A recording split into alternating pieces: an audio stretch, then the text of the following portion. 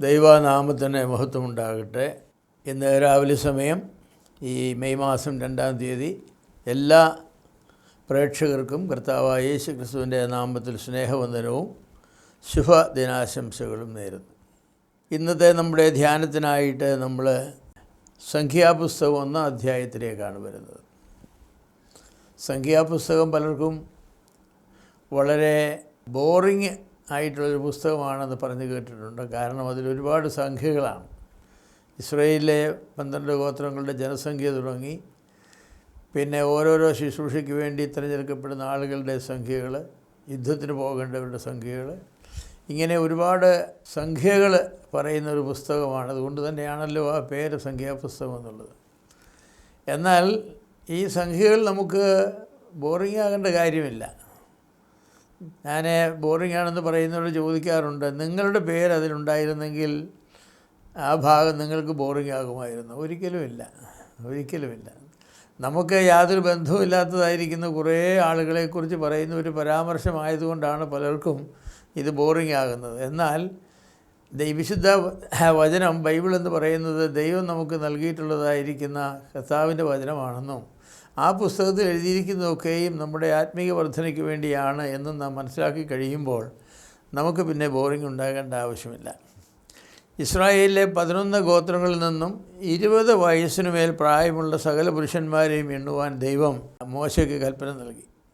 20 വയസ്സിനു മേൽ പ്രായമുള്ളവരെന്ന് പറയുമ്പോൾ യുദ്ധപ്രാപ്തരായവരുടെ എണ്ണം എടുക്കുക എന്നുള്ളതായിരുന്നു ലക്ഷ്യം. 20 വയസ്സിനു മേൽ പ്രാപ്തിയുള്ള ആളുകളൊക്കെയും യുദ്ധത്തിന് പോകുവാനായിട്ട് കഴിവുള്ള ആളുകളാണ്. അങ്ങനെ എണ്ണിയപ്പോൾ അവരുടെ എണ്ണമെന്ന് പറയുന്നത് 6,03,500 പേരായിരുന്നു. എന്നാൽ ഈ കൂട്ടത്തിൽ ലേവ്യരെ എണ്ണിയിരുന്നില്ല. പ്രത്യേകം നിർദ്ദേശം കൊടുത്തിരുന്നു, ലേവ്യരെ എണ്ണാതെ വിട്ടേക്കണമെന്ന്. അതിന് കാരണമെന്ന് പറയുന്നത്, ലേവ്യരെ ദൈവാലയത്തിൽ ശുശ്രൂഷ ചെയ്യുവാനായിട്ട് വിളിക്കപ്പെട്ടവരാണ്. അവർ ദൈവജനത്തിൻ്റെ ആത്മീയമായിരിക്കുന്ന കാര്യങ്ങളിൽ ശ്രദ്ധ പതിപ്പിക്കേണ്ടവരും ആത്മീയ കാര്യങ്ങളിൽ ശുശ്രൂഷിക്കേണ്ടവരുമാണ്. അതുകൊണ്ട് അവരെ യുദ്ധത്തിന് പോകുവാനായിട്ട് ദൈവം അനുവദിച്ചിരുന്നില്ല. ഇത് രണ്ടും കൂടെ നടക്കുകയില്ലല്ലോ. ദൈവിക കാര്യങ്ങളിൽ മുഴുവൻ സമയം വ്യാപൃതരായിരിക്കുകയും അതേസമയം യുദ്ധസേവയ്ക്ക് പോവുകയും ചെയ്യാനൊക്കെ ഒക്കുകയില്ല. കൃഷിക്കാർക്കും മറ്റുമൊക്കെ വേണമെങ്കിൽ അല്പസമയം കൃഷി നിർത്തി 1 വർഷം യുദ്ധത്തിന് പോകാം. പക്ഷേ പൗരോഹിത്യ ശുശ്രൂഷകൾ അങ്ങനെ നിർത്താനൊക്കുകയില്ല. ദൈവജനത്തിനിടയിൽ ഒരുപാട് കാര്യങ്ങൾ ചെയ്യാനുണ്ട്. ജനനം സംബന്ധിച്ച കാര്യങ്ങൾ, മരണം സംബന്ധിച്ച കാര്യങ്ങൾ, രോഗം സംബന്ധിച്ച കാര്യങ്ങൾ, വിവാഹം സംബന്ധിച്ച കാര്യങ്ങൾ, ഇങ്ങനെ എന്തെല്ലാം വിഷയങ്ങളാണ് പുരോഹിതന്മാർ അവരെ ശ്രദ്ധിക്കേണ്ടിയിരുന്നത്. അതുകൊണ്ട് ദൈവം പുരോഹിതന്മാരുടെ എണ്ണം എടുക്കണ്ട എന്ന് പ്രത്യേകം പറഞ്ഞിരുന്നു. ലേവ്യർ വാസ്തവത്തിൽ യുദ്ധം ചെയ്യേണ്ടവരല്ലെന്നാണ് ദൈവം പറഞ്ഞത്. അവർ ദൈവാലയത്തിൽ ദൈവത്തിനും ദൈവജനത്തിനും ശുശ്രൂഷ ചെയ്യേണ്ടവരാണ്. അത് നല്ല കാര്യമാണ്. വാസ്തവത്തിൽ ലേവ്യർ ഒരു ഗോത്രം മുഴുവനും ദൈവിക കാര്യങ്ങളിൽ വ്യാപൃതരായിരുന്നത് കൊണ്ടാണ് ഇസ്രായേലിലെ 11 ഗോത്രങ്ങൾക്ക് യുദ്ധത്തിനും മറ്റു കാര്യങ്ങൾക്കും പോകുവാനായിട്ട് കഴിഞ്ഞിരുന്നത്. ഇന്നും അങ്ങനെ തന്നെയാണ്. ദൈവസന്നിധിയിൽ ദൈവജനത്തിന് വേണ്ടി ശുശ്രൂഷിക്കുന്നവരായിരിക്കുന്ന ആളുകൾ ഇന്നും ആവശ്യമാണ്. അവരെ ഭൗതികമായിരിക്കുന്ന കാര്യങ്ങൾക്ക് പുറകെ പോയാൽ ആത്മീയമായ കാര്യങ്ങൾക്ക് ശ്രദ്ധ കൊടുക്കുവാനായിട്ട് അവർക്ക് കഴിയുകയില്ല. അതുകൊണ്ട് ലേവ്യരെക്കുറിച്ച് പറഞ്ഞാൽ അങ്ങനെയാണ്. അവരെ ദൈവജനത്തിന് വേണ്ടി മധ്യസ്ഥം വഹിക്കുന്ന ആളുകളാണ്. അതുകൊണ്ട് അവരെ യുദ്ധത്തിന് പോകാൻ അനുവദിക്കേണ്ട ആവശ്യമില്ല. പൗരോഹിത്യ ശുശ്രൂഷയെ യുദ്ധസേവയെ ഒരുമിച്ച് കൊണ്ടുപോകുവാൻ ആവില്ല എന്നാണ് ദൈവം പറഞ്ഞത്.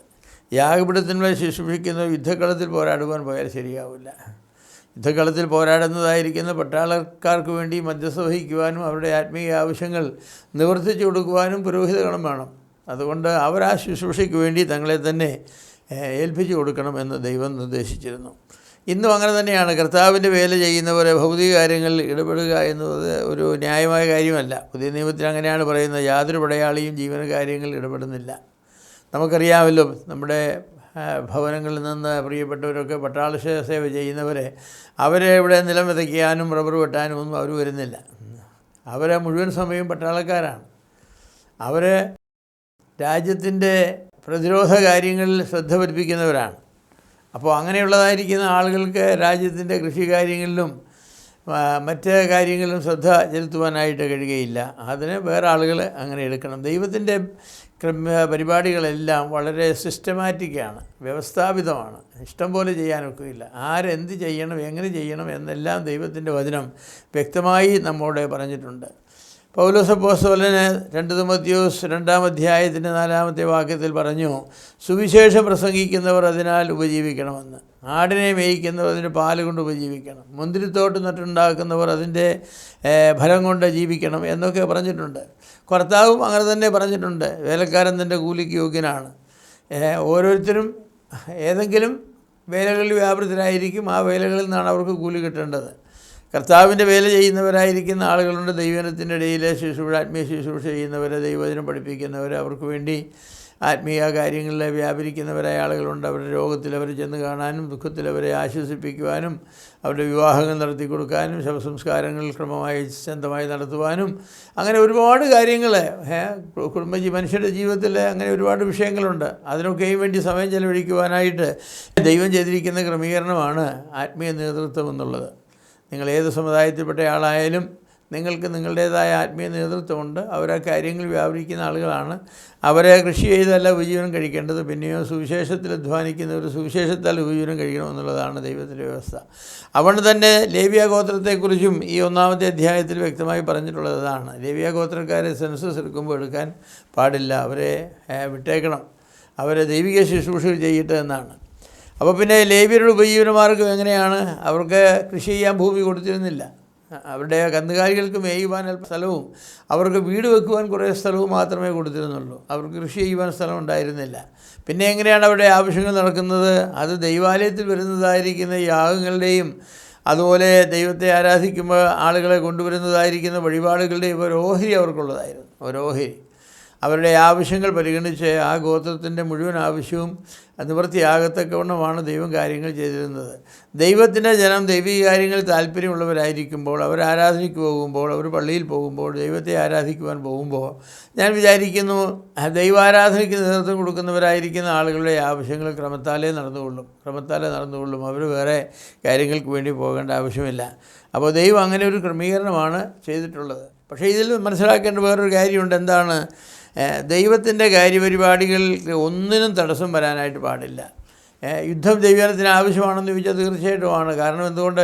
ഈ ഇസ്രായേൽ മക്കളും ഇസ്രായേലിൽ നിന്നും കനാനിൽ വന്നപ്പോൾ കനാനിൽ വസിക്കുന്നവരായിരിക്കുന്ന ആളുകളുണ്ട്. അവർ അനേക ആളുകളെ ഉന്മൂലനം ചെയ്തിട്ടാണ് ഇസ്രായേൽ മക്കൾ അവിടെ താമസമാക്കിയത്. ചുറ്റുമുള്ളതായിരിക്കുന്ന രാജ്യങ്ങൾ ഏത് സമയത്തും അവരുടെ യുദ്ധത്തിന് വരും. നമ്മൾ രാജാക്കന്മാരുടെ പുസ്തകവും ശമൂവേലിൻ്റെ പുസ്തകമൊക്കെ വായിക്കുമ്പോൾ, ന്യായാധിപന്മാരുടെ പുസ്തകമൊക്കെ വായിക്കുമ്പോൾ നമുക്കറിയാം ഒരുപാട് യുദ്ധങ്ങൾ അവർക്ക് നടത്തേണ്ടതായിട്ട് വന്നിട്ടുണ്ട്.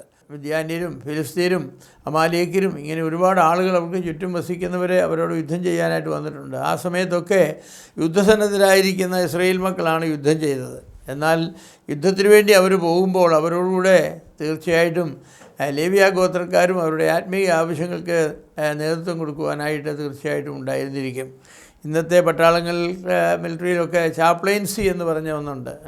ഏത് മതത്തിൽപ്പെട്ട ആളുകൾക്കും അവരുടെ ആവശ്യങ്ങൾ നടത്തുവാനായിട്ട് അവിടെയുള്ള ക്രമീകരണം നമ്മുടെ മതേതര രാഷ്ട്രം പോലും ചെയ്തിട്ടുണ്ട്. കാരണം മനുഷ്യന് ആത്മീകമായിരിക്കുന്നൊരു ആവശ്യമുണ്ട്, അത് അവഗണിക്കാവുന്നതല്ല. മനുഷ്യൻ്റെ ആത്മീയ ആവശ്യങ്ങൾ അവഗണിച്ച ഭൗതിക ആവശ്യങ്ങൾക്ക് മാത്രം പ്രാധാന്യം കൊടുത്ത് ജീവിച്ചാൽ അവൻ ക്രമേണ ക്ഷീണിച്ചു പോകും, തളർന്നു പോകും.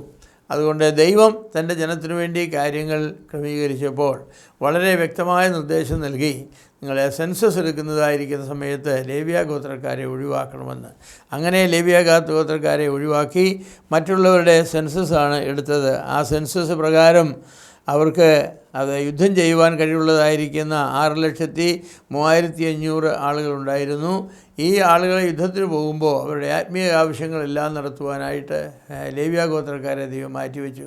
ഇസ്രായേലിലെ പട്ടാള സേവയ്ക്ക് പോകുവാൻ കഴിവുള്ളതായിരിക്കുന്ന 6,00,000-ലധികം ആളുകളുണ്ടായിരുന്നപ്പോൾ തന്നെ ഒരു 22 മുതൽ 25 ലക്ഷം വരെയുള്ളതായിരിക്കുന്ന പുരുഷന്മാരും സ്ത്രീകളും കുട്ടികളും അടങ്ങുന്നതായിരിക്കുന്ന ഒരു പോപ്പുലേഷൻ, ഒരു ജനസംഖ്യ അവർക്ക് ഉണ്ടായിരുന്നു. ഇവർക്കെല്ലാം ആത്മീയ ആവശ്യങ്ങളുണ്ട്. 8-ാം നാളിൽ പരിച്ഛേദന കൊടുക്കണം, അതുപോലെ തന്നെ ജനിക്കുന്ന കുഞ്ഞുങ്ങളെ ദൈവസന്നിധി കൊണ്ട് സമർപ്പിക്കണം. അങ്ങനെ ഒരുപാട് കാര്യങ്ങൾ, കുഷ്ഠരോഗികൾക്ക് രോഗം സൗഖ്യമായാൽ അത് സംബന്ധിച്ചുള്ളതായിരിക്കുന്ന കാര്യങ്ങൾ ചെയ്യണം, ഭവനപ്രതിഷ്ഠകൾ ചെയ്യണം, ഒരുപാട് കാര്യങ്ങൾ, അവരുടെ വിവാഹ കാര്യങ്ങൾ, ശവസംസ്കാര കാര്യങ്ങളെല്ലാം നടത്തണം. അപ്പോൾ ഒന്നിനും ഒരു കുറവ് കൂടാതെ കാര്യങ്ങൾ ഉത്തരവാദിത്വബോധത്തോടെ നടത്തണം എന്നുള്ളതാണ് ദൈവം വച്ചിരിക്കുന്ന വ്യവസ്ഥ. എൻ്റെ പ്രിയമുള്ളവരെ, നാം ജീവിക്കുന്ന കാലഘട്ടത്തും അങ്ങനെ തന്നെയാണ്. ഒരു സഭയായി നാം വരുമ്പോൾ അതിൻ്റെ ആത്മീയ കാര്യങ്ങൾ നോക്കുന്നവരായിരിക്കുന്ന ആളുകളുണ്ട്, ഭൗതിക കാര്യങ്ങൾ നോക്കുന്ന ആളുകളുണ്ട്, അവരുടെ മറ്റ് ഒരുപാട് ആവശ്യങ്ങളുണ്ടല്ലോ. കൗൺസിലിംഗ് ഇന്നത്തെ കാലത്ത് ഒരുപാട് ആവശ്യമാണ്. കാരണം മാനസിക പ്രശ്നങ്ങളുള്ള ഒരുപാട് ആളുകൾ നമ്മുടെ ഇടയിലുണ്ട്. യുവാക്കന്മാർ യുവതികളും മാത്രമല്ല, വാർദ്ധക്യത്തിലുള്ളവരുമുണ്ട്. അതുപോലെ പഠിക്കുന്ന കുഞ്ഞുങ്ങൾക്ക് കൗൺസിലിംഗ് ആവശ്യമാണ്. ഒരുപാട് വിധത്തിലുള്ളതായിരിക്കുന്ന സ്ട്രെയിന് ഇന്നത്തെ ആളുകൾ അനുഭവിച്ചുകൊണ്ടാണ് കുഞ്ഞുങ്ങൾ പോലും സ്കൂളിൽ പോകുന്നത്. നമുക്കറിയാം ഇന്നത്തെ പരീക്ഷാ സമ്പ്രദായങ്ങളും അതുപോലെ തന്നെ വിദ്യാഭ്യാസ സമ്പ്രദായങ്ങളും പഴയതുപോലെയല്ല. ഒരുപാട് അവരെ സമ്മർദ്ദങ്ങൾ അനുഭവിക്കേണ്ടത് ആവശ്യമായി വരുന്നു. അപ്പോൾ അങ്ങനെയുള്ള സന്ദർഭങ്ങളിൽ അവർക്ക് ശുശ്രൂഷ ചെയ്യുവാനായിട്ട് ആത്മീയ നേതൃത്വം ഉണ്ടായിരിക്കേണ്ടതാണ്. ദൈവം തൻ്റെ ജനത്തിൻ്റെ കാര്യങ്ങൾ വളരെ വിശ്വസ്തമായി നടത്തപ്പെടണം എന്ന് ആഗ്രഹിക്കുന്നവനും അതിനുള്ളതായിരിക്കുന്ന ക്രമീകരണങ്ങൾ ചെയ്തവനുമാണ്. നാം ജീവിക്കുന്ന പുതിയ നിയമകാലത്ത് നമുക്ക് ദൈവിക കാര്യങ്ങൾ ക്രമത്താലേ പോകത്തക്കവണ്ണം ഭൗതികവും ആത്മീകമായ കാര്യങ്ങൾ ഉത്തരവാദിത്തങ്ങൾ ചെയ്യേണ്ടവർ അത് ചെയ്ത് ജീവിക്കാം. അങ്ങനെ ജീവിക്കുവാനായിട്ട് ദൈവം നമ്മെ സഹായിക്കട്ടെ.